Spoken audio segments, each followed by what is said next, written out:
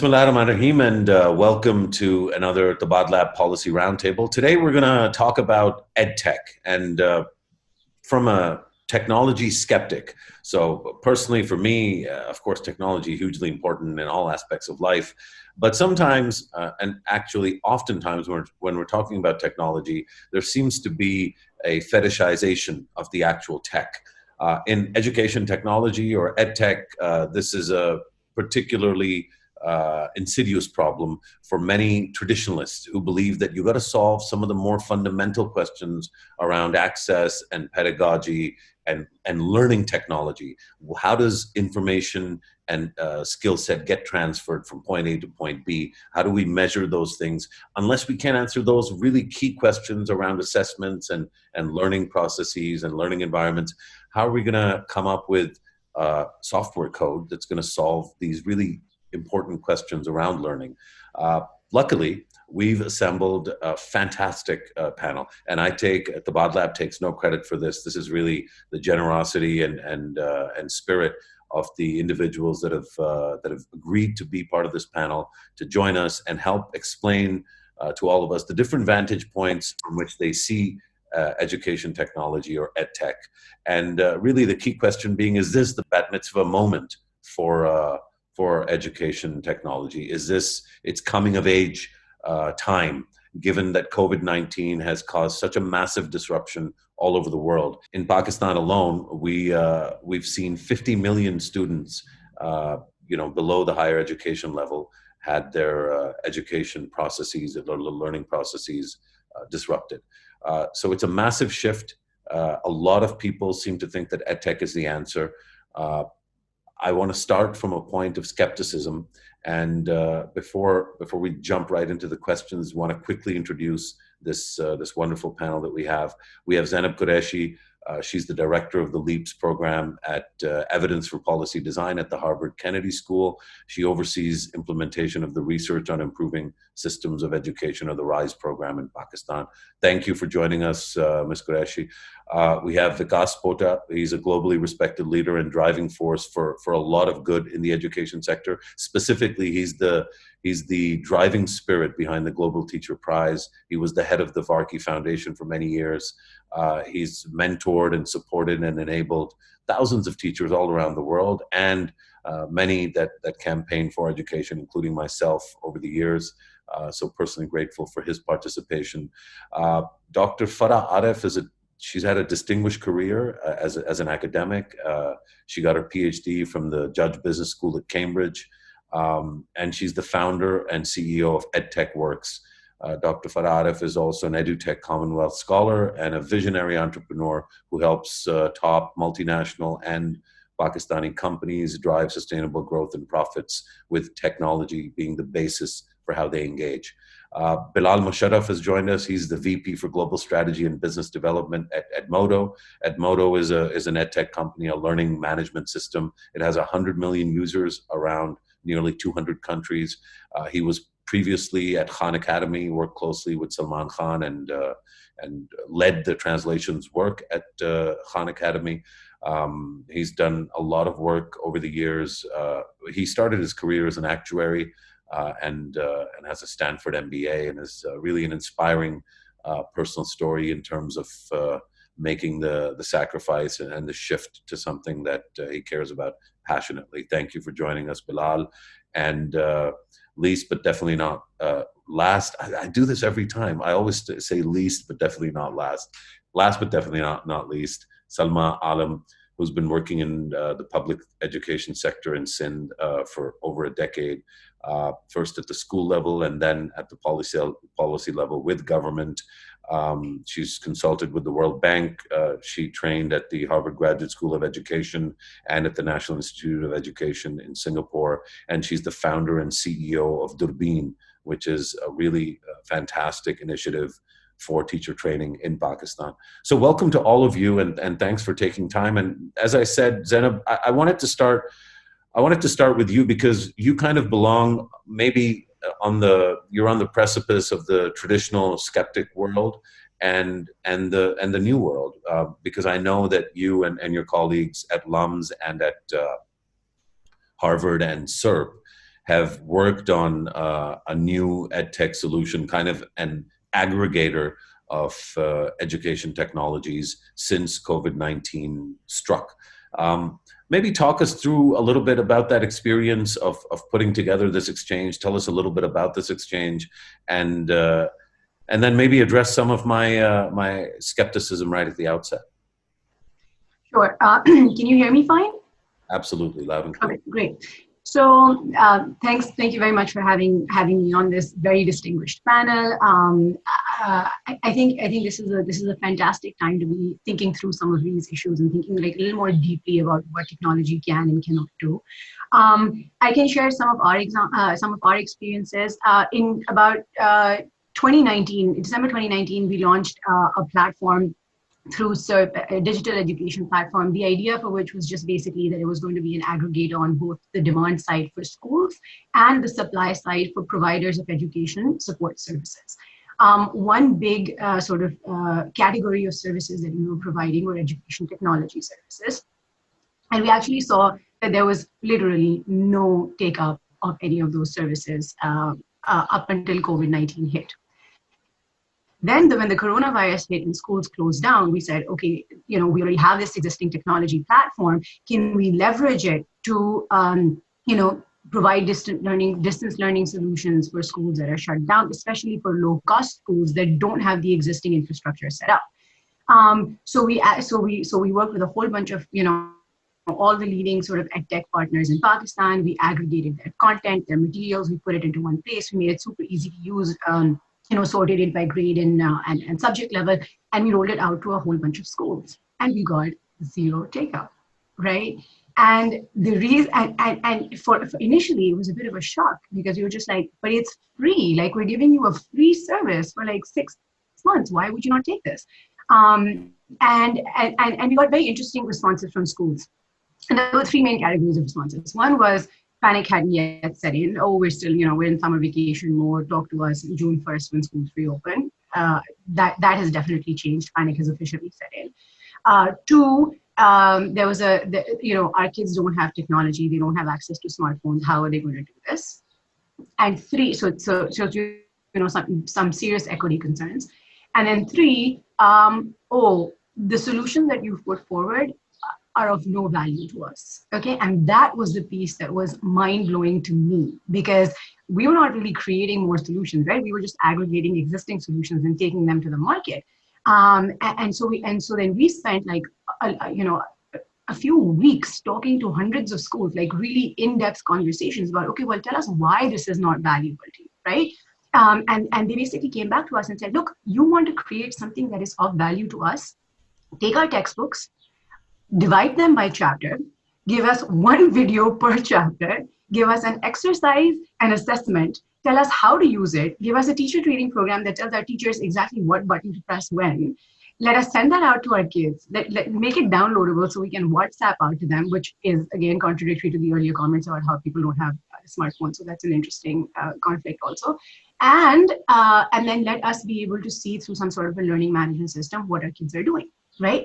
So then we went back to the EdTech providers and we said, hey, no criticism to anyone, but in 2 weeks, we've learned that there is no product market fit with your products in the market. So what's going on, right? And the response we got was, oh, this is true. There doesn't seem to be much of a product market fit for most of the low-cost sector, which just happens to be the vast majority of education in Pakistan, both public and private, right? Mm-hmm. So I think you're right to be skeptical.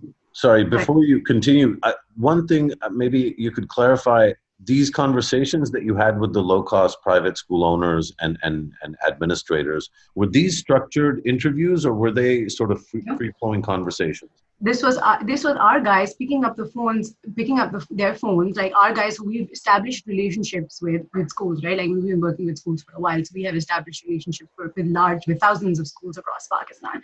So this is our field guys picking up the phone and being like, Assalamu alaikum, we gave you this service. You even went and looked at our website and registered, but you're not using it. Tell us why you're not using it. And so what I was saying was, I think you're right to start from a point of skepticism about the what it's doing, how EdTech is working right now. I think where we see a lot of excitement is the possibility and the potential. But I think there needs to be much more alignment between what the market needs and where EdTech stands today. And the analogy I like to use is schools are at like at step zero. They are at step zero. They have no idea. They've never used it. They don't see the value of it. They don't see the value of what is available in the market. And EdTech firms are at like step 5 or 7, right? We're like, look, we have these great solutions that are making engaging programs for kids. Nobody cares. The kid is not your client. The kid is your end goal. You need to figure out steps 1 through 4 that help, you help take you like hold hands of like whether it's schools or parents and try to get them to understand why it is that you need to get to step 5. And that's what hasn't happened yet. So that's a really interesting sort of point that you make there, Zainab, because one of the questions that I, just as a framing question, and you'll remember this, that I emailed to all of you was, how much of this whole EdTech space is actually profit driven, right? That people are actually in it, you make software, you make money, so let's make software for this thing and we'll make money off it. And of course, again, this traditionalist skeptical view that like EdTech is really about money. What you're saying is actually completely the opposite. You're saying that the EdTech companies are really focused on the actual learner. Now, whether, and we'll talk a little bit about the learning process. Salma, I'll bring that question to you. But on this question about profit, what Zainab is saying is that these companies seem to be fixated on the child instead of thinking about the process of getting to the child and the business case for why schools would engage with, forget about paying, but even just use this product in terms of what schools want to do. Where's the disconnect here? Bilal, maybe given that, you've got this experience with, clearly there's never been a problem with Khan Academy in terms of usage, right? So whatever the business model might be, but you have in-depth experience of highly usable EdTech platforms, both with Khan Academy and now with Edmodo. What is the disconnect here that Zainab is talking about, do you reckon? So I would say, yeah, in Khan Academy's case, we tried to decouple learning from assessment. So we went after learning without regard to assessment, trying to support the teacher and also to support the tutor to provide differentiated support to the learner. Of course, this is, English as a platform. I think the complication we have in Pakistan is also Urdu is, or English. I mean, it's the average child has their mother tongue is neither Urdu nor English. So that is a significant barrier that exists. Having said that, I mean, I have come across a platform like Sabak, and I'd like to hear Zainab's view on that. I mean, it seems to have done a pretty good job in mapping the entire curriculum of Pakistan, and they do have like a rudimentary dashboard mimicking some of what Khan Academy tries to do. I have called up and down the country, and people seem to be aware of Sabak, and TCF is using it as well. So there is some uptake of local EdTech players, and the local EdTech players are thinking about going beyond the grid, both the internet grid and the electricity grid, in getting their content to users. And they're conscious of the fact that actually the primary user is the teacher, not the student. Bilal, how many, maybe this is a proprietary question and you can just say so if it is, but of the 100 million Edmodo users, how many do you reckon or do you know to be based in Pakistan? About 50,000 teachers. Okay. And so a platform like Edmodo was started by teachers, for teachers. And in the time that Khan Academy started and got, global acclaim, it became sort of a victim of its own success because the cat was out of the bag and people realized that you could reach a global audience by creating, content that didn't cost very much. So now you have a plethora of content creators, and the challenge is more content curation, less content creation. So Edmodo has more, from the get-go said, we have no idea what content what content you think is appropriate for your learners. We will only support your communication with other teachers, and your collaboration. So it provides those tools for teachers to do that. So there's a bimodal population of teachers just using the platform to connect with other teachers globally, and teachers using the platform to manage their students online. And who ends up paying for the service, Bilal? Is it mixed, or is it always teachers themselves, or is it their schools or third parties that are interested in this kind of thing, governments? So Edmodo's model, I mean, it's a free platform for teachers to use. We remain free. And the paid subscription is for a network that wants to create an administrative account across teachers or across schools. That's a paid offering. But for individual teachers, they can bring on up to, or like even a school can bring up on board up to 1,000 users without any cost. Fantastic. So, we've started talking about teachers, Salma, and the key question that when we have spoken to private school owners, government school owners, people at the federal ministry that's helped curate this new platform on television that they're calling Teleschool or Talim Ghar in the case of the Punjab, you go through all of these, and the one consistent thing that we've heard from everyone is that the teachers don't quite know how to use these platforms. So the challenge isn't so much the kids, because the kids have maybe their elasticity is much higher, but they're able to absorb or engage with different tools, and not just online tools, but even in terms of engaging with the TV or with an SMS sort of functionality in terms of feedback. But at the teaching side, there's a real challenge. And obviously, you would have been aware of this, right from the start. But how do you feel the challenge for you has changed because of COVID-19? And it seems for sure that there's a much higher interest in EdTech. What is that going to mean for the work that you do in terms of engaging with and supporting teachers, Salma? So thank you, Musharraf. I'd actually like to start by responding to something that Zainab had said. I think her work in EdTech has pulled out some very interesting nuances on effective educational technologies, right? So one aspect of it, before I get to your question, one aspect of it is, responding to a child's needs versus, responding to a teacher's needs. And there's often misalignment between the two. But then I'll add another layer to that. And I don't know if Zainab would agree or not, but even when an EdTech provider thinks they're responding to a child's needs, are they really truly responding to a child's needs? In other words, is EdTech really designed on the science of learning, for example, right?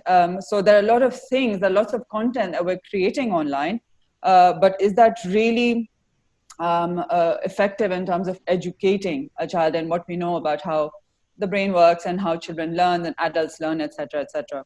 So that's one part where, I think that requires, and again, my limited experience, but what I have found is that most of the players in EdTech are coming more heavily from an IT background and less so from a sort of cognitive science or a teaching background. So again, you have that misalignment as well, right? Where a lot of people's understanding of EdTech is literally, एक textbook का एक सफ़ा लिया आपने and you take one video डाल दी and you press this button and so really like that is people's idea of good education. So that nuance also, it's coming to the forefront and it will continue to. So coming to your question, Musharraf, of how we are responding to it. So as you know, we are a government university of teacher education essentially, and we have been trying to prepare teachers for government schools, which we know are pretty low resource, low tech environments, right? So we have, even though all our students do have laptops, we try to not use technology as teaching aids because we're trying to prep them for low cost environments, low tech environments. But obviously now that, same with every other education institution, we are needing to move online. So I think that creates a lot of opportunities, but it also it's quite challenging as well, right? Because a lot of the issues that I just discussed are things that we're needing to think through, right? Is what kind of tools do we have available to emulate a physical classroom? So things that we know work in education, right? Is student engagement is a big factor, right? It's not just the case of me looking at a screen and having somebody talk to me about math or any subject. And that sort of one-way transfer is not how education works. It doesn't work face-to-face. It obviously does not work on a screen either. So our greatest challenge right now is seeing what tools we have available to create that sort of back and forth dynamic in a virtual environment. How do we have small group discussions? How do we create avenues for student collaboration? How do we get students speaking with students? How do we get the teacher to, truly create a student-centered a lesson, where she's sort of more in a mentor role? And so these are some of the questions that we're needing to ask as we move online, but also questions that we need to be asking when we're looking at EdTech platforms, right? So something like teleschool that you mentioned, Musharraf, I'm sure the source from where that content is coming, it may be more interactive in its host environment, but at least on TV, obviously it's very didactic, right? It's very like, oh, I'm just going to watch this screen full of boring information about the parts of a plant cell, and there's no check for understanding. There's no, pushing that thinking a little bit further. All of that is lost, right? So I guess the only way for me in my mind to justify the teleschool is literally something is better than nothing, right? And we're not going to get into the quantum of what that something is. It's just we know that it's better than doing nothing at all in education. So, I guess in summing up, I'll just say that EdTech is much harder said than done. Done right, I mean. There's a lot that passes off as EdTech, but we really have to be more critical in what the expectations are, and how to both help designers as well as consumers be more critical of, what they're exposing their children to. So, of course, I come at this exactly from the same angle in terms of cynicism. Sorry, not cynicism. High expectations. I think cynicism is too strong a word, but certainly skepticism. Again, we've been trying to figure out what we know the challenge that we're seeing with Talim Ghar or with teleschool, right? Which is the kind of the video or television version of a textbook, which sometimes might be the textbook on screen, literally some moving parts to it. So it's an effort, and like you said, great that somebody's at least making that effort, and for the public sector to be making it, I think it's particularly engaging and important. But then you go around and you look at what it means to have more engaging content, and you find things like Ryan's World on YouTube. Now, this Ryan, he's a 7-year-old kid, fascinating, personal story. And his mom is a teacher who quit being a teacher and is running this YouTube channel with him. And they're doing, you call it infotainment. Some people call it education material, but you go through all the videos, it's mostly entertainment. It's, there's for a Gen Xer who's a borderline boomer in terms of, loving tradition and being conventional and conservative, I find it fascinating that we're passing off, people, making jokes and playing around as education. Education's supposed to be hard. You have to memorize stuff, surely. Dr. Farah Arif, maybe you can unmute, and because I know you're laughing, so maybe on that sort of positive note, maybe you can respond to what I'm saying there. I'm very happy that I'm coming, like, not in the end, but at the fourth number, because what Zainab was saying, exactly this is what I've been telling these guys. So my journey actually started just 2 years back, when I decided that I want to, and I'm picking exactly the words of Saima, when I decided that I want to emulate, Salma, my apologies. So I wanted to emulate the classroom experience on a digital platform. That was my dream. Can we do this? Because to me, tech for the sake of tech is such a useless concept. if the tech is not useful for me, sorry, I don't want to use it. I don't want to even touch it.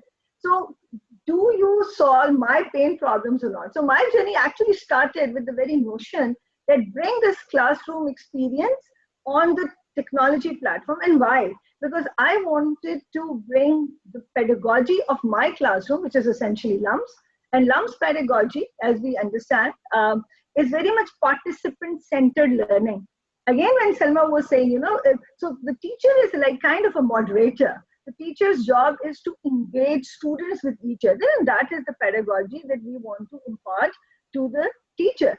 Okay, fine, you should know the technical stuff, but more importantly, you should know how to lead this peer learning environment in a classroom. Now, whatever I'm talking about, interestingly, this is the ideal thing that you would like to have in the classroom. And this is what I've been practicing for the last 20 years in academia. So I was just lucky enough that I went to the top universities, I worked with top universities, but then my dilemma was, which started in 2017, that Pakistan needs to bring this kind of an experience to the masses if you really want to educate your masses. So I'm just picking up a few comments from our friends, and I completely agree with Zainab. Nobody is interested in that content because techies have developed it. Teachers didn't develop it at all. So Musharraf was saying that, is this like money driven? No, it is idiosyncrasies driven. I wanted to do this, and I will do it, and I have done it. Hold on, whether other person need it or not. So you need to answer this very basics of being a startup, actually. So most of the startups which are working in education technology, they just wanted to do it. And cool, do it. But then you have to understand it, what's the rationale behind it. So when I start my journey, I started developing the technology which actually I wanted to use in my classroom. And then over the last 2 years, we evolved. So when Selma was saying that, we want students to learn from each other, we want the collaborative learning. So we brought this element into our platform. And this is, by the way, is an element of the pedagogy. When you teach an instructor how to run an interactive class, you teach them that this is the way you have to divide the classroom into small groups, let them engage with each other. So which means essentially what we are saying, that content is just one bit of edutech, then the platform is another bit of the edutech. But most importantly, and please guide me, most of the edutech that is available in the market, most of them, especially which is content driven, that works, most of them, they work in a closed environment, which means that I have uploaded something and then you will be introducing this to your students. Do I have a control on that content? Can I add and subtract? Can I add my own thing? Can I really play around it? The answer is no. Not many platforms, support it. So the whole technology, the way I conceive it, it has to work like from closed environment to an open environment where you really empower the instructor that if you want to upload something, go ahead, do it. If you want to write something, go ahead, do it. Why? Because he is or she is your partner. And just to give you a scientific reason why technology doesn't pick up, because if you don't excite people emotionally, technology will never pick up. So on the functional aspects, if you want to sell technology, most of the times there is always an alternative available. People go to that. And you will all agree with me the way, we started selling mobile wallets in Pakistan. Mobile wallet didn't pick up. Why? Why should I be, having the mobile wallet if I can go to the nukkad ki dukaan and I can, send out the money?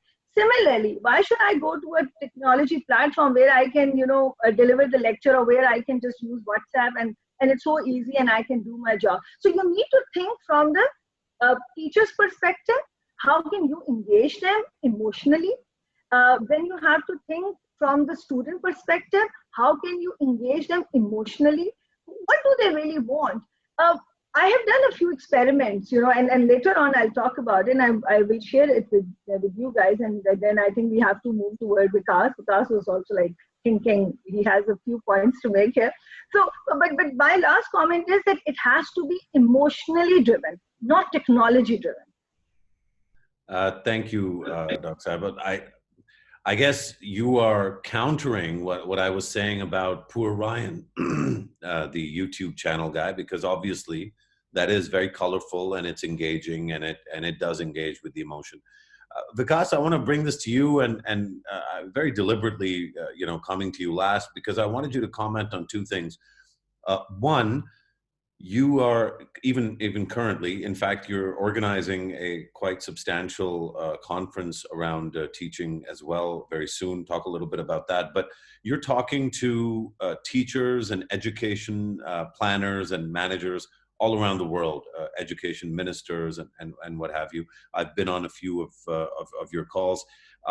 And I wanted to get your sense of what you're hearing about this very specifically Pakistani, Edmodo is not Pakistani, but the Pakistani perspective certainly from people. Zainab's sitting in Boston, Salma's in Karachi, Bilal's in Singapore, Farah's in Lahore, and I believe you're in London. Sitting where all of you are, what does the Pakistani conversation around EdTech, from what you've heard and what you've been following, look like, and particularly from a pedagogy perspective? And the other sort of question I wanted to ask you to comment on is whether we're barking up the wrong tree to begin with.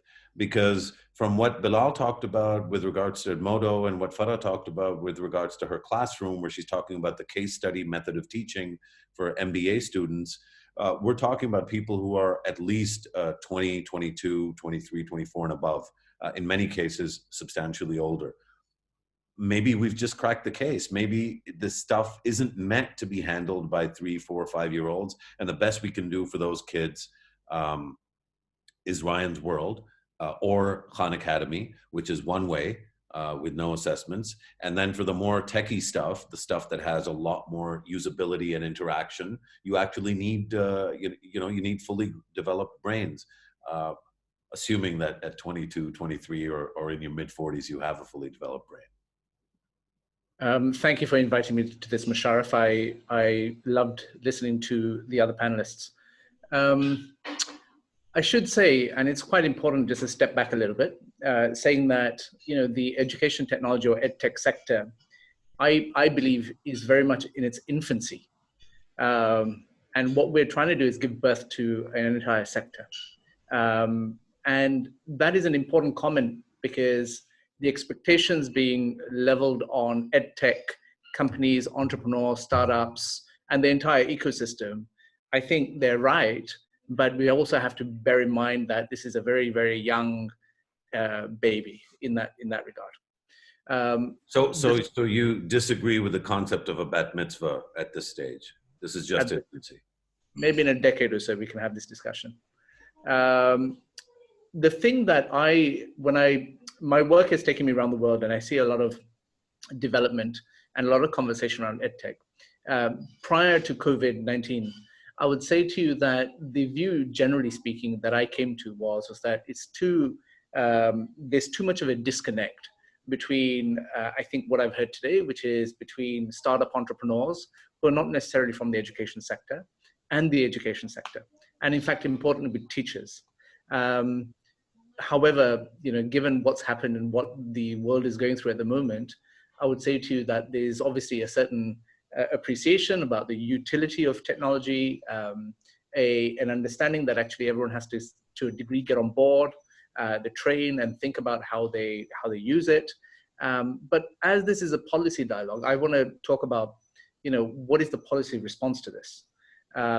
Simply because when we do our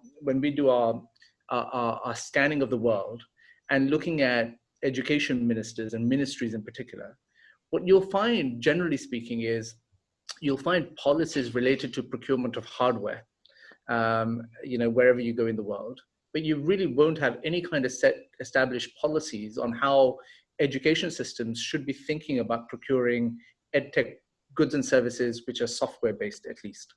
And in the absence of those, what you've seen is various developments in places like India, places I'm not too familiar with Pakistan, so I won't comment on that, where people have jumped the gun and got a product and service out there, and now the state is trying to play catch up. And so I actually think the terms of the discussion should be set with policy in mind, that when you think about public education systems.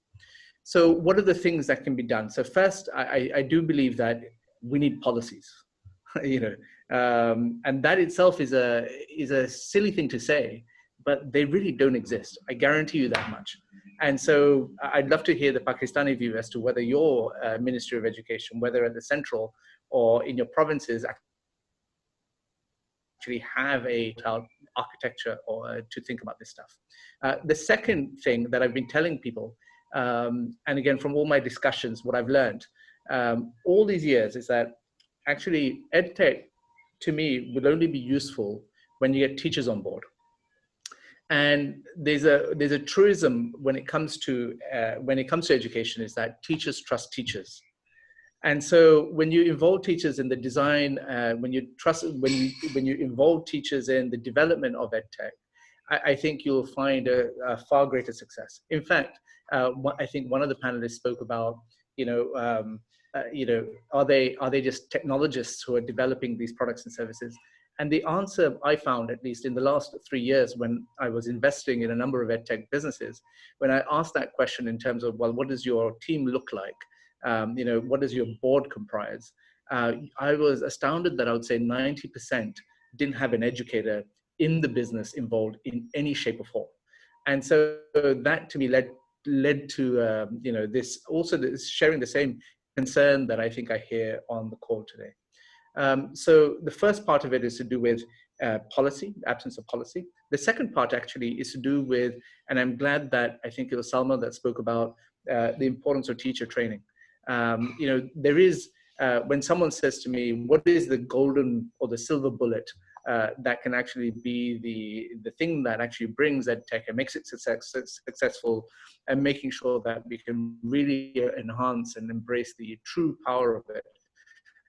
Unfortunately, it's really boring at the same time, which is just train teachers well, invest in that process. In fact, what we've seen is a pivot from large organizations now, large funding organizations. If you take the Bill and Melinda Gates Foundation, their entire global education initiative is based upon collecting data in India, but now they're pivoting, and they're pivoting to look at, how do we do blended learning? How do we do, what are the best practices that teachers have developed and pushing out, so that they can embrace this movement. And there are many other funders also coming on board. I know that DFID, which you have an affinity to, is also very interested in this area. So I would say to you that teacher training would be the second thing. The third thing is about this whole thing about, and you and I kind of live it to a degree, which is, how do you bring together multi-stakeholder partnerships? And it's a real skill, as we know. But the reality is that EdTech entrepreneurs don't speak to policy people. Policy people don't speak to EdTech entrepreneurs. And actually, teachers feel that neither speaks to them. And then you see, well, we're in this soup because of this inability to bring everyone together to have this discussion. And during this crisis, I would extend it even further to say that, where, for example, in the Philippines, I'll give you an example from where, when the Department for Education was required to actually do online learning using and put in place a platform, the problem they found was internet connectivity. All right. Who do they know in the telecom ministry or in the telecom companies? No one. How do they think about bringing together a multi-stakeholder partnership kind of approach to rolling out learning in the Philippines? And that's been the issue that they've had. Where in other places they've actually tried to fix this well in advance. So those are some comments that I want to offer you. Education, in my opinion, which is about how we work with the teaching profession, because I think there is no avoiding this. There is no avoiding the discussion around, well, how are we going to invest and deepen our investments in things like teacher training. So because of my previous work, I had a group of teachers who approached me and who were expressing a concern. And so because of what I used to do, I brought them all together and we'd had a discussion regarding, well, they really don't know what's going to happen when schools open up. And so the concern really was, what does this new normal look like for them? Because everyone is talking about society being disrupted, en masse, and how we consume products and services, but it has an impact on schools and all of us.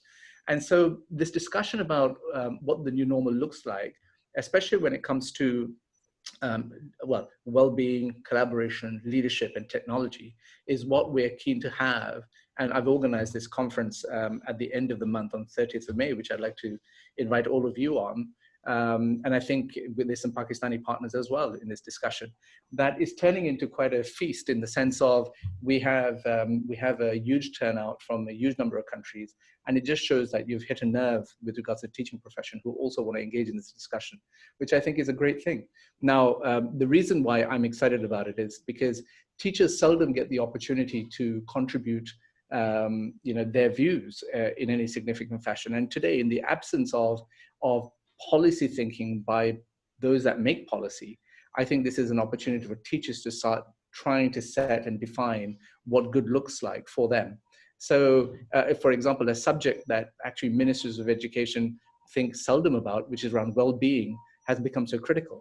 So teachers are able to now, as a result of this event and further discussion, are going to try and frame the terms of reference to what well-being policies for teachers could be put in place. Similarly, when it comes to technology, similarly when it comes to leadership, similarly when it comes to collaboration. I'll stop there, but I'd love to invite all of you to that as well. Thanks, Vikas. I think this question of teachers, makes your presence, Bilal, really crucial and central in this conversation. One of the things we found when we conducted what at that time was the largest ever survey of teachers back in 2015, the Voice of Teachers survey that the Alif Elan campaign conducted, we found a startlingly high number of teachers who said that they don't really depend on the teacher training regime within the system, whether private or public school teachers. Obviously, private school teachers had a slightly better story to tell in terms of what their administrators were investing in their training and their capacity. But what we found across the board was that they had these peer support groups. Many of them are across using SMS, but also WhatsApp. WhatsApp came out as a quite common denominator even back in 2015, if I remember correctly. How does Edmodo specifically and other platforms that you know of that perhaps are competitors or contemporaries, how do these platforms enable that? And to what degree does the work that you guys do engage with the public sector? So, Vikas talked about policies. How much of your work is either enabled or hindered by the policies of any given country that your clients are based in? Sure.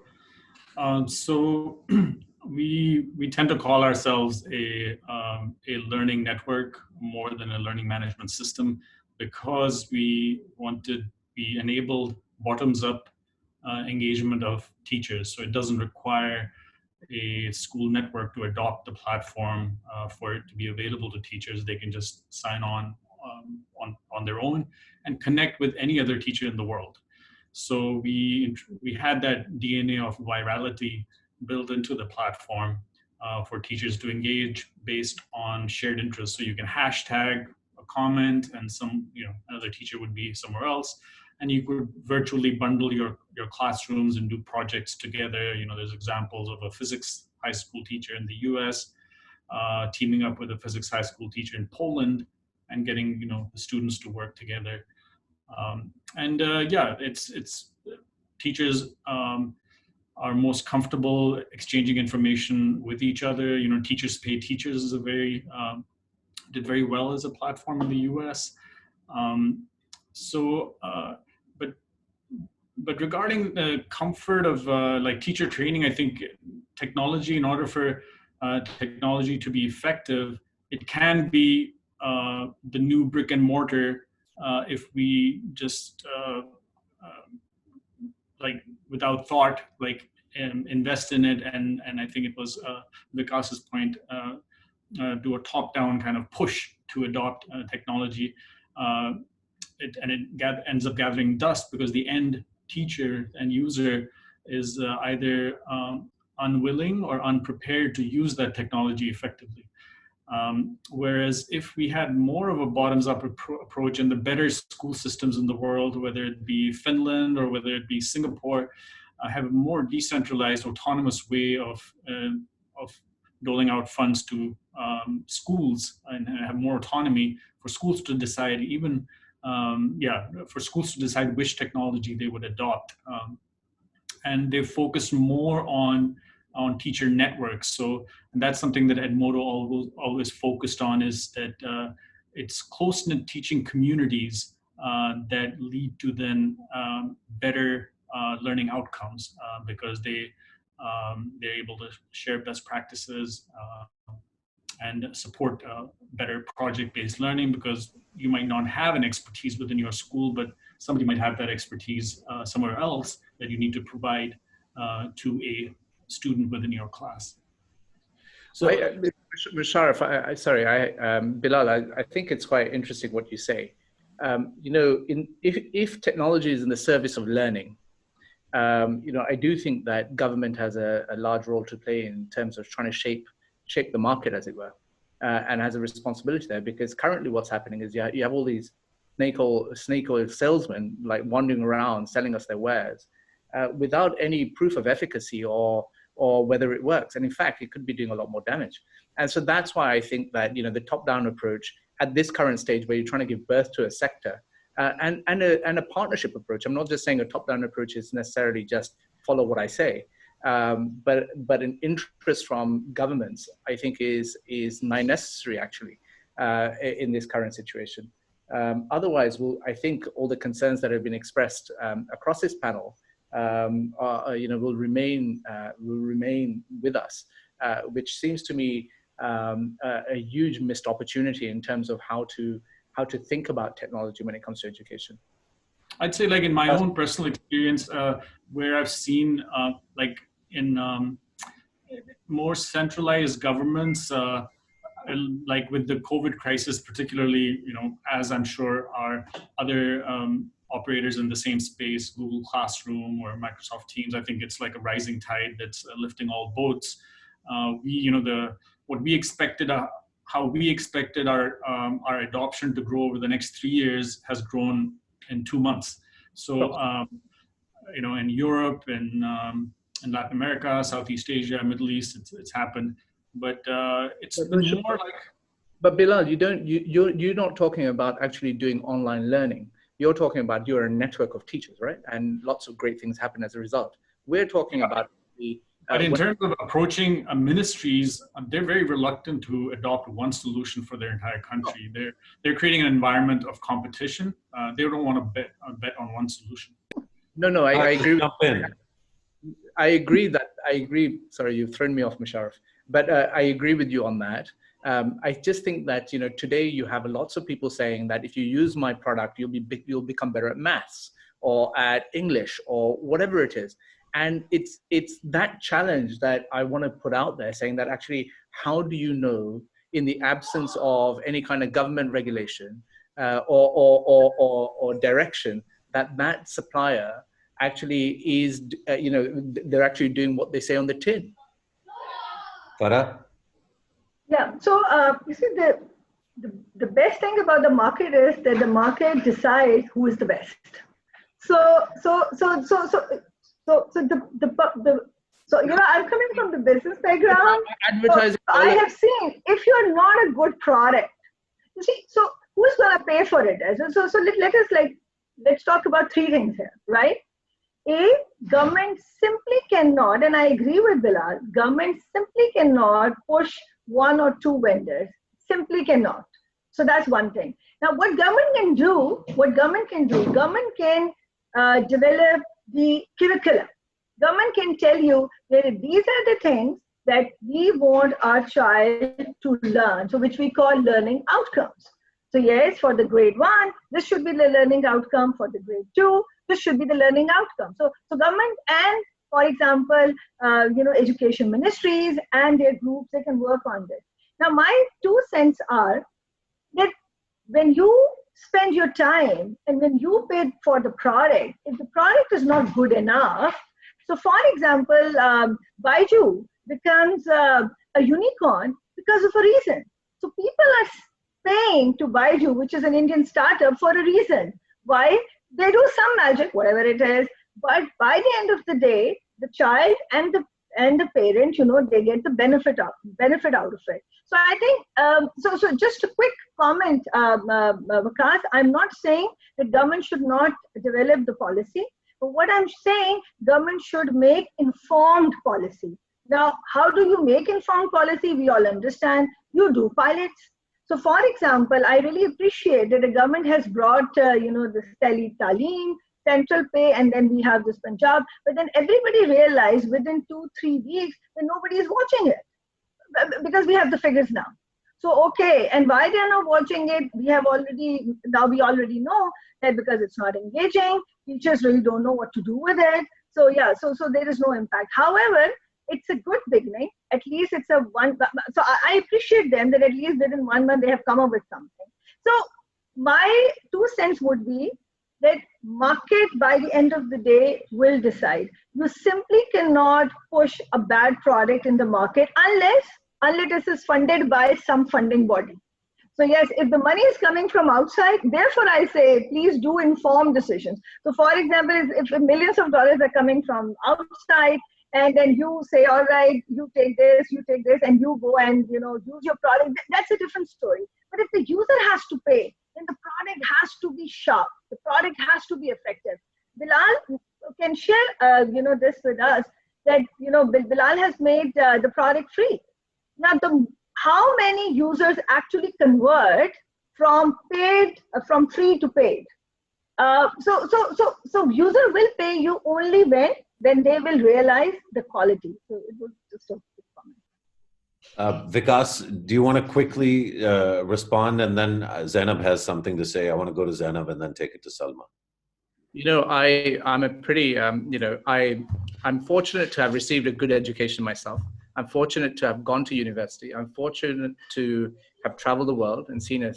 But I just bought this really shitty product. Why is that? What is that? It's one of those plug things, you've got plenty of, in today's age, everyone needs one of these. But despite having so much knowledge, I bought this because it's been marketed aggressively towards me on Amazon. And so the point I make to you about, well, the market decides, I'm not necessarily sure about that. However, what I'll tell you is that there are plenty of public education systems around the world that have grappled with this issue. With regards to, I agree with you, it's not government's job to signpost everyone to 1 or 2 products. I fully agree with you on that. If I look at what happens, for example, in the UK, where I live, as much as I despise our government, actually, this is one area that they've probably done more than most. And so I give them their credit for that. And even if it ultimately comes down to having set up an expert group in the Ministry of Education of entrepreneurs and different stakeholders to talk about how they start shaping policy, I think that's a step in the right direction. I'm not saying they're there yet. But then I would also point you towards a huge amount of funding that the government in the UK has provided to something called the Education Endowment Foundation, which does exactly what you're speaking about, which is try to verify which products actually improve learning outcomes. And I'd like to encourage all of your listeners, Musharraf, to go and Google them and have a look at them as a model as to how governments could think about, signposting people to what works in classrooms and what doesn't. And it's actually a pretty great effort that they've made. Then I go to places like Brazil, and what on a provincial basis has been done with regards to EdTech policy is impressive in a place like Sao Paulo, for example, which has 3 million kids and 40 million residents. If I go to an African country like Ghana, which is now looking at EdTech policy from a ministry's perspective, again, there's innovation in thinking, And there's that thought about, well, how do we actually bring up a sector and embed it into the way we deliver education? And so there are plenty of experiments going on, and I think they're worth looking at when it comes to development of EdTech. Zainab, on these examples, I mean, and I'll come back to Farah on this, but I want to bring it to you. You work with all these low-cost private schools. This capacity to pay question and the idea of a market, as I think some of you for sure, I know Vikas already knows this, I think Zainab does too, I'm deeply uncomfortable with the notion of the free market when it comes to education, notwithstanding, my own privilege. There is a inability to pay to start with, and then where there is, as we cross that threshold of inability to pay to ability to pay, the ability to discern a good product from a bad one, as Vikas demonstrated, is questionable. How does all this play out in your research and what you're learning about, both about EdTech specifically, but more generally about choices that parents and families make when they pay for their kids' education? Those are like not heavy questions or anything at all. Those are not like existential questions about like the world we live in. So can I go back a step before I answer your question to just address everything that was said before this. Can we take a step back and think about the EdTech sector and realize that it's not a monolith, right? Like technology is not one thing and it's not solving one problem, right? There's so many nuances because there's so many different kinds of tech, right? You have tech for teachers, you have tech for communication purposes, you have tech for schools, you have tech for students. And then within that, you have tech for younger students and then tech for older students. And every single one of those, of those things are targeting different people with different needs, right? So now coming to a point of like the debate about policy versus markets and who's going to make those decisions and who discerns a good product from a bad one. I'm coming from the research world, even though I come from a team full of like very, very, people who love the free market. But I'm coming from the research world. I mean, the answer to these questions is going to be experimentation. And the answer to this question is going to be research. If you have a product, I'm sorry, I know you don't like RCTs, Musharraf, but do an RCT on it and figure out whether it works or not, and what is the impact on learning outcomes, right? In India, we just had like the Rise India team has just done a great study on this product called MindSpark, right? And it seems to actually be working. So there are lots of things that they've done studies on that don't work, right? So the question basically is, it needs to be evidence-based, right? And then you can have the conversation about whether it's the policymakers making that call or it's the market making that call. In terms of the capacity to pay, again, you're asking a huge existential question that is hotly debated. Should people be paying for like what capacity to pay in the context of education? Look, I think at the end of the day, people pay for what they value. Right? And without getting into the whole public school, private school debate, I think we do live in a world where, at least in Pakistan, where 40% of your kids go to schools that they pay for, but without a very high capacity to pay. So when you come back to the profit versus, the motivations for driving this, it's a question of whatever you do. This is not probably, if you really want to have impact, this is not a sector you want to make a huge amount of money in because just the capacity to pay is very limited. Right? But before you go to the next person, I would just like to say one more thing, right? Which is coming back to what is the purpose of all of this, right? Where can technology actually plug in to help? And going back to all the comments that were made earlier, right? I don't want to vilify the EdTech sector. There's lots of them there's great intentions. A lot of Pakistani EdTech players actually even do have educators and teachers, contributing to their product design and working with them. The question is, are we doing the right things? Are we taking the right steps? Is the purpose of EdTech to mimic the classroom and to try and replicate the classroom? Or is the purpose of EdTech to go further? And in my mind, there's actually two areas where EdTech can be of huge value. One is solving the pain points for teachers. So what are teachers doing in classrooms that can be made easier by technology? Not necessarily front-end technology, but back-end technology. How can tech help me like grade my papers and make my administrative burden less, right? And manage my student learning systems better. So that's one big pain point. And then of course, yes, networks of teachers and communication and all of that. And then the second piece that I think we haven't talked about yet is we live in a world where tech is actually pretty far advanced, right? Like you have all of these AI and machine learning programs right now that can actually help you help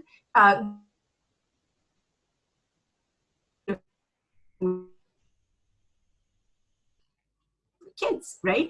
And so, and what we haven't seen enough of in Pakistan is programs that, you know, that bring together educators and tech people to say, okay, well, how do I get to a point where technology can do what the teacher can't, which is much more personalized learning, even if it is, again, super sophisticated technology on the back end and super simple, like low tech on the front end, where, a machine is spitting out algorithms for which kid should be in which group when you're doing, when you're trying to teach at the right level, even though there's not a single screen in the classroom other than maybe a teacher's smartphone. So that is also possible. The question is, I think we need to think more deeply about what is needed and how to actually design solutions for real pain points.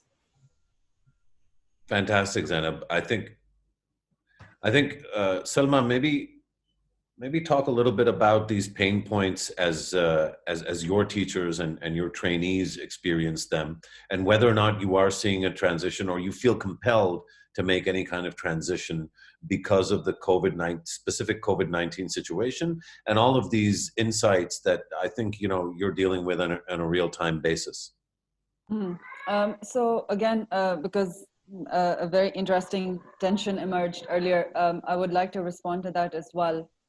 Look, so ideally, when I plan as a teacher, I don't ever plan with one textbook. It's inevitably, I have a range of publishers and a range of series, and I might pick half an exercise from here, half an exercise, one page from there, one page from there. And so I'm able to compile my own curriculum, right? Which obviously is consistent with whatever learning outcome needs to be achieved in that lesson. I would say that same flexibility needs to be available to a teacher when it comes to EdTech. Right? That maybe there is no one size fits all. There never is in education, but I think that logic also holds for EdTech in that there's no one platform. I think it was Bilal who talked about language, right? Language alone is so limiting in, what platforms are available to you and which are not. However, what I'm talking about is very utopian. I'm able to achieve that at the scale of my college, where I'm able to train teachers to have the discernment and the critical thinking to discern good from bad. But if I'm talking about a national system, and especially a national system where teacher education is as crippled as it is in Pakistan, to leave it to the judgment of every teacher to decide good from bad, then that doesn't hold true anymore. So I think I would second what Vikas said, is that an EdTech being at its infancy right now and such a nascent industry, you would require perhaps more government support in filtering the good from the bad, defining what makes good, providing that guidance to EdTech developers, to consumers. And then eventually, of course, in parallel, I would always say you build teacher capacity so that eventually, you're not handing them a silver bullet. Every teacher makes that decision for herself based on her particular set of students. And at that point, you've achieved true individualization, which we know is the golden standard in education. So yeah, somewhere in the middle, I think, between what all the panelists talked about, it will be an evolution, but eventually, it should be a free market, but certainly to start there is folly. Bilal, I know that you wanted to say something earlier, I think in response to what Zainab had said. Yeah, I just wanted to add to what Zainab said in terms of what can technology do. And from a teacher standpoint, I do feel like it can enable a teacher to provide differentiated support to a cohort of learners, which is difficult to do without it.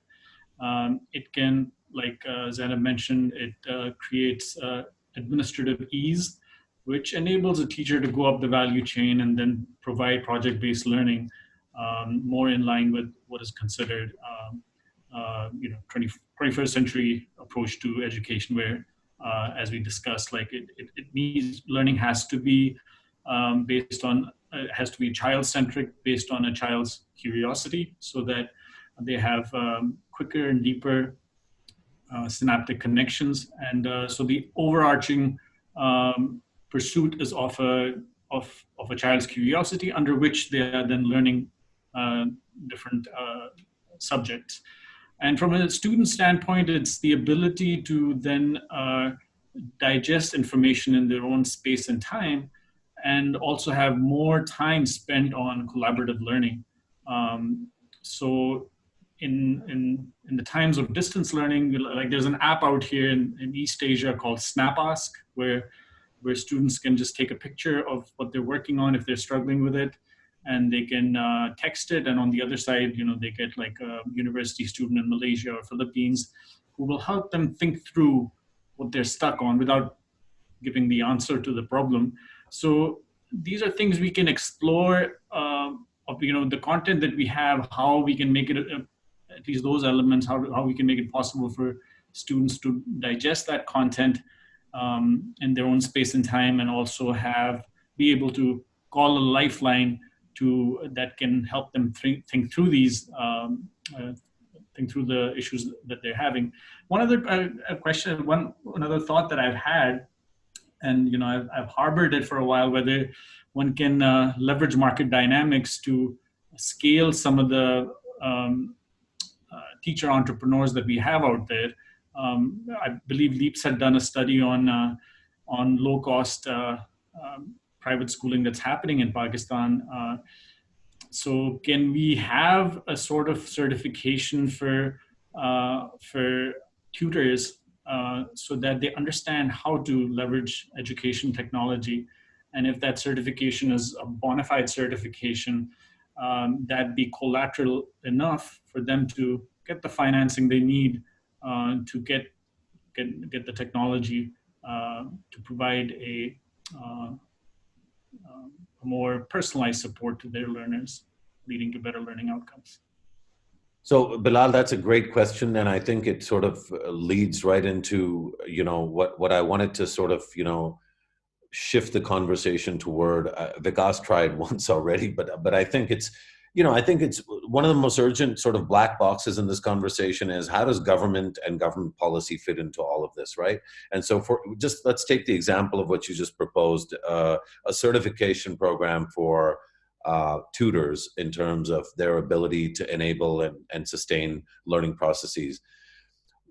Just again, specifically on Pakistan, and maybe Vikas, you can talk about some other countries where actually this is more viable. But I would say that in Pakistan, given the limited capacity within the administrative and management side of education, the notion of having a joint secretary or a deputy secretary or a director in the education department at any of the provinces, being involved in designing a certification or a step-by-step, set of guidelines for that kind of certification is, I don't want to be too harsh, but it seems unlikely that it would yield or deliver the kinds of outcomes that, it's much more viable for me to trust Edmodo to do that. But of course, being as skeptical as I am of, private firms and foreign entities, I would say, oh, we can't do that. And then you say, okay, well, can we do Sabak, or can we do, Muse or EdCasa? Can we get them to do this? And then the question would be, well, why one? Why not the other? These are all some of the things that we've already touched upon, right? That when it comes to government policy, the singularity, dimension versus universality, the fiduciary risk dimension, but also the QA dimension, where we know that the public sector doesn't have great capacity. Farah, I think it's easy for you to talk about this, Farah, because you're a Cambridge PhD, you teach at LUMS, you're dealing with the best business students in the country potentially, or possibly. Imagine yourself as a teacher for class 7 students at the middle school in, Gujranwala, which is not far from where you are, or further down the road in Jacobabad, or further up north in Kohistan, how do those equations change? And where do you see the role of government in playing its appropriate role as a protector of Pakistani students and an arbiter of better outcomes for them? What I'll do before I bring myself into the shoes of grade 7 student and instructor, I'll take you a little bit up and I'll talk about TVET education. So you all know about TEFTA. So I did an exciting experiment with TEFTA. Farah, just in case Vikas doesn't know, so TEFTA is the Technical Education and Vocational Training Authority. So TVET is basically skills training for non-school students. So interestingly, worldwide, TVET starts after high school, but here in Pakistan, TVET starts after metric, which are 10 years. Which means when a student comes in TEFTA, they are coming from a very humble background because they can't go to the colleges, they don't have money, then they will come to TEVET. So this is our first assumption. The other assumption is that because they are from humble background, their education won't be awesome. Their critical reasoning skills might not be awesome as compared to the other private institute students. And the third, we can also take this assumption that they might not be very serious students, and the teachers who are involved with them, they might not be, awesome too, because they are also not trained. So I did an experiment actually just 3 months ago. So EdTech's has developed digital interactive books. So we have developed the content and we have developed the technology around it. And what we do, we sell the licenses. So I started off this, I said, all right, this is a license of digital interactive book. I will sell it for 1,000 rupees and you will access of this lifetime. And actively you can access this book for 6 months. Your teacher can do it, you can do it. It has content, it has all the possible collaborative learning tools there based on pedagogy. And it has all the possible tools for an LMS and a progressive LMS. So we sell this product. Now the interesting thing was that my first product was on entrepreneurship. Now entrepreneurship is what? You have an idea and then you try to learn how to commercialize it. So we launched this product, at the top universities, including LUMS, IBA, Bahauddin Zikriya University, Multan, Behriya University, Islamabad. Then there are a few in Lahore, few in Karachi.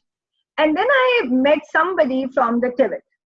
And the person told me that the education of TVET here in Pakistan is like this, that their third-year student actually developed some product. And I said, all right, what kind of product are they? And they said that they have developed technology-driven product. And I started exploring it, and I came to know that they actually developed 3D printers.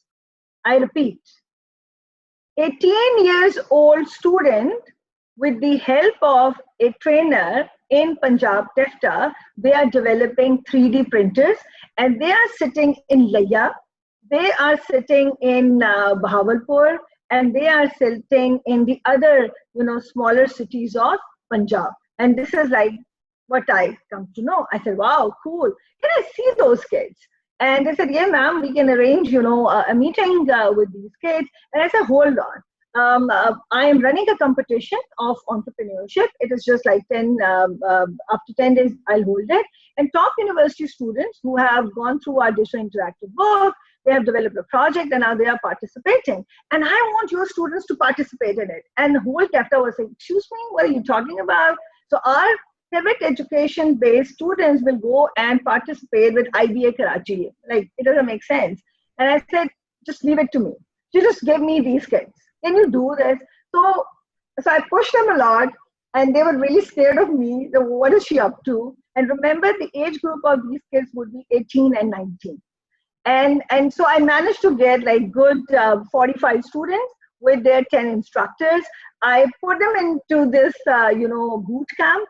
Now, what I'm trying to establish, the fact is that what we are also talking about is the part is the technology, and the part is the pedagogy and the training that we have to give to our instructors. So I went there, and I was speaking in Punjabi and Urdu, and I was like kind of connecting with these young chaps and with the teachers. And within 6 days, and not about 6 months, now within 6 days, I managed to train them in such a way that they came to lumps. They stood in front of everybody and they were doing presentations. Wow. Now so what I'm talking about, partially is the technology and partially is the trainer and the pedagogy. And they were doing the presentation, and interestingly on that day, top 3 positions, and they were like independent panelists sitting in lumps. So we had like mainstream university college students, and then we have the TEFTA students. So, and it was awesome. And just 3 days ago, I had the final of this whole mega round, and the Karachi teams and the Lahore teams and the other teams, along with the TEFTA 4 finalists, top position went again to TEFTA. And the startup was developing blind stick. And the boy who was presenting, he was just 18 years old, coming from Layya. So what I'm just trying to emphasize now let me take myself to grade 7 student. Now the good thing about the grade 7 student would be who is coming from a humble background and who is from a state school, that he will be very curious to know about things. He will have a lot way hunger as compared to my daughter, because she is sitting in a very comfortable zone. Now, these kids have a lot of hunger. That's the first thing. But so what do they want to do? The very first thing that they would like to do, they would like to do experiments. So if I really want them to engage with any kind of product, be it my physical presence in the environment or my technology, I just need to engage with them. So when I went to UK, so I lived across 4 years in Cambridge for my PhD. And when I went over there, and I was a first year student of the PhD, and my daughter was a first grade student because she was 6 years old. And I was amazed to find out that the kind of methods I was using to explore my questions, my daughter was using the same methods. The methods won't change, whether you are a student at the grade 1 or whether you are a PhD student. For example, she was also doing mind mapping. I was also doing mind mapping. She was also playing with the post-it cards. I was also playing with the post-it cards. So Farah, I want to just because of, sorry, Farah. Go ahead. Because we have a slight time constraint, and I want to just get the other speakers in. I want to take your, because I think it's really useful to use these analogies and these examples. How do we synthesize the experiences Farah's talking about into policy, Vikas, and how's that being done in other countries? You've heard about kind of the skepticism and some of the real challenges. Some of it is legitimate. Some might be a little bit unfair. I mean, I think maybe we'll do another round with the EdTech companies where they can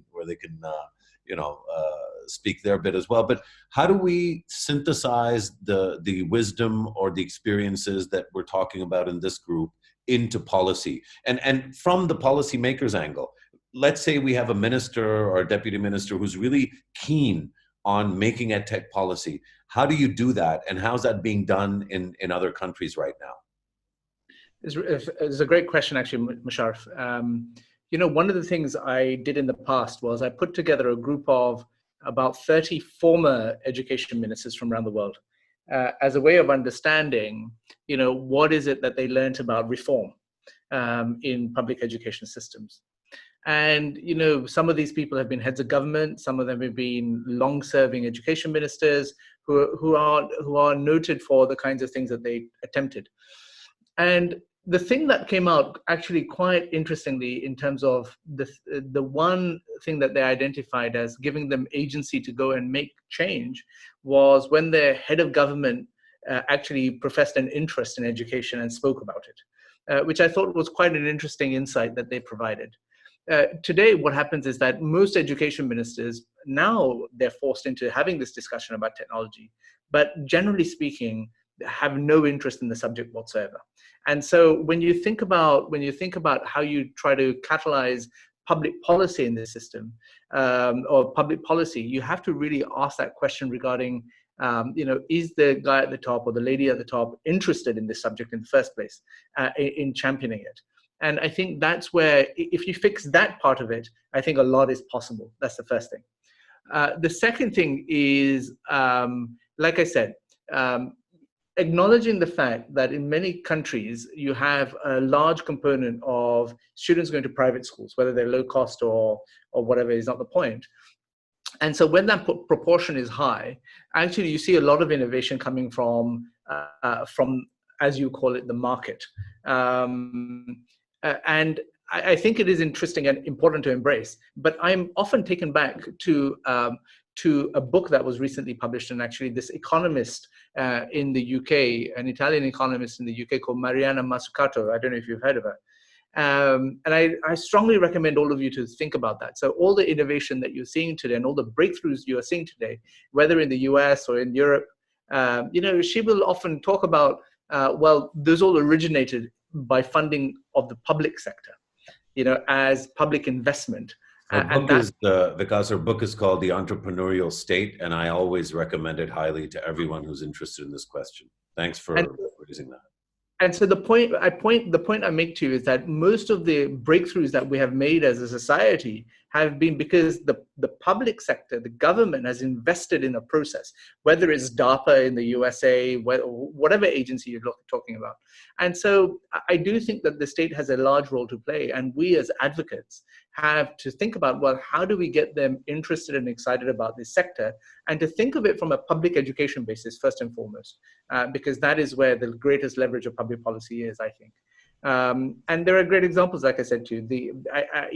In EdTech currently, you're seeing, for example, with COVID, a reassessment of whether products and services by way of software services are the right way to actually reach children. I know in Pakistan, you've got a few experiments going on, if I'm not mistaken, just like there are in many parts of the world, to think about the entire mix of TV, broadcasting, radio, as well as, you looking at software services. So, and again, those examples at the end will come out in the wash as to what's working and what's the most efficient and most efficient use of public funds to make sure the learning outcomes increase. There is one thing that that has impressed me a lot over the last few years, which I also want to signpost you towards, and that's in your neighboring country of India. And that's to do with EdTech. I don't know how many of you have heard of EdTech, but I think it's a really amazing innovation, actually, as to what the folks that actually created the National Biometric Identification Scheme are trying to do in terms of think about creating a platform that can reach population scale and how it's working with the different states. It's something that I would actually encourage you to think about. Now, that's what I think in terms of innovative thinking, governments being so embedded in that process, and thinking through, well, how do we create the appropriate tools, the content? How do you involve teachers in this process? So those are some examples that I wanted to provide to you. Thanks a lot for that, Vikas. I think the Aadhaar and the various applications of that are being studied everywhere, and certainly merit being examined in more depth here. I know there's a bunch of things happening within the digital Pakistan sphere, and Nadra has worked on a number of things, BISP or BISP or DSAS program at large. All of these various government programs do look at education, and increasingly technology is a part of that mix. Salma, maybe starting with you, and we'll just go around the rest of the group as well.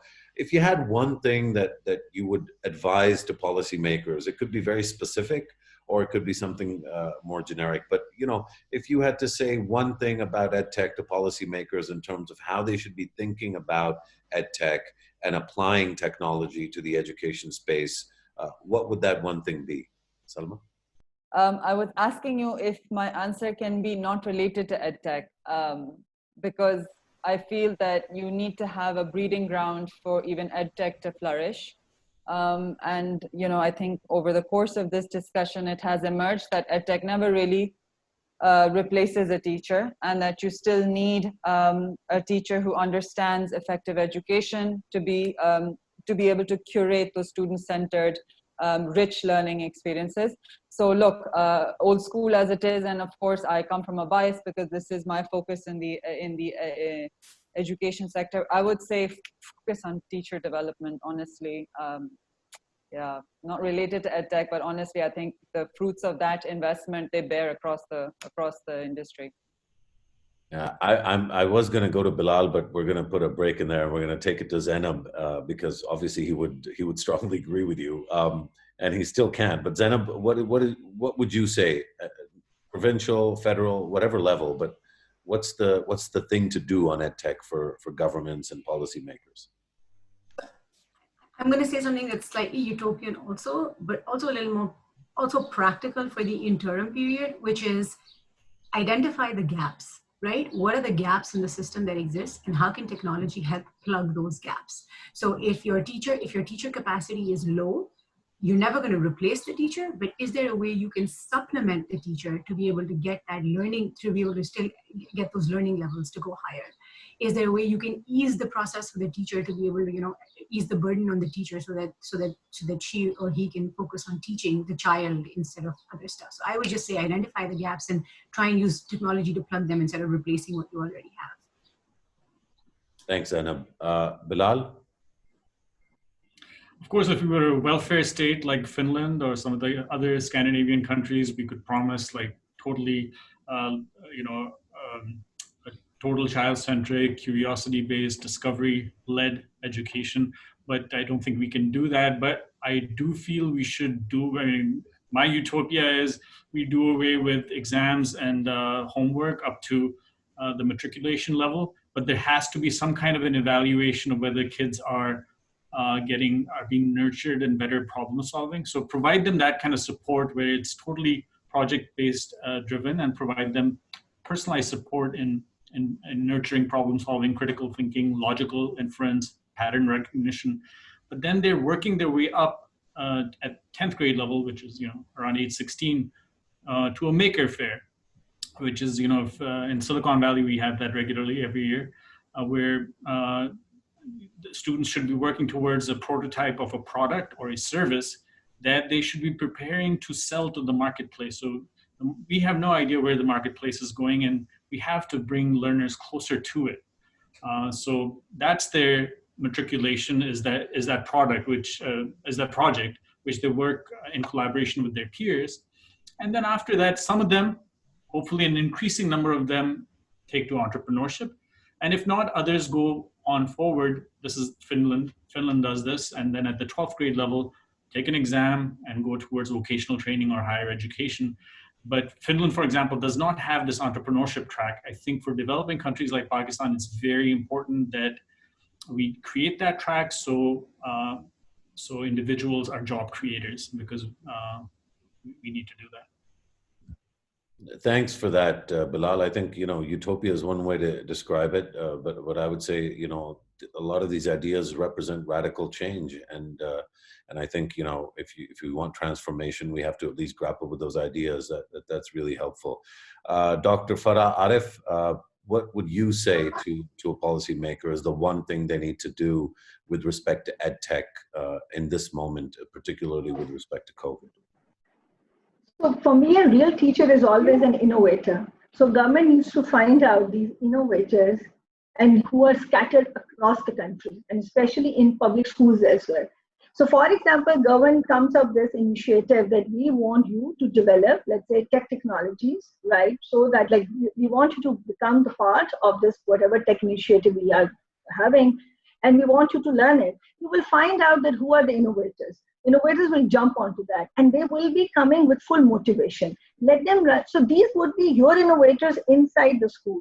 Once these people will come on whatever tech platform is, then we will start having some perks, because these are the motivated teachers who want to learn tech to improve the collaborative learning, as Bilal is saying, to improve the peer-to-peer learning. And I think this is what we need to do. And so whenever I go out in public policy, the one question that it always comes, that we should be doing something equity-based, which means that if the solution is not for everybody, then perhaps we should not be even talking about that solution. Things don't work this way. So you have to start in small piece, get started. But what Salma was saying, both of these things need to go in parallel. So yes, here you are bringing technology improving your faculty, scaling it up. Simultaneously, you are doing your traditional job. So this is what I would say if I would have to say anything to the government. Wonderful. Look, I think clearly, as I hope you all will agree, we have enough scope and momentum right now to continue for another hour and a half without any problem. But given that we're all in different time zones, we would be impinging on an already very generous offering of your time and your wisdom and your insights and your energy. And I'm so grateful to each and every one of you, Vikas, Salma, Zainab, Bilal, Farah. Thank you for joining the Tabadlab Policy Roundtable, and I think we're going to need to organize a couple more of these to really get into the meat of the issues and the argument. But it was a real pleasure to listen to your views and to hear the exchange between all of you. Thank you very much, Mr. Thank you. Thanks a lot. Thank you very much. Thanks for joining, everyone.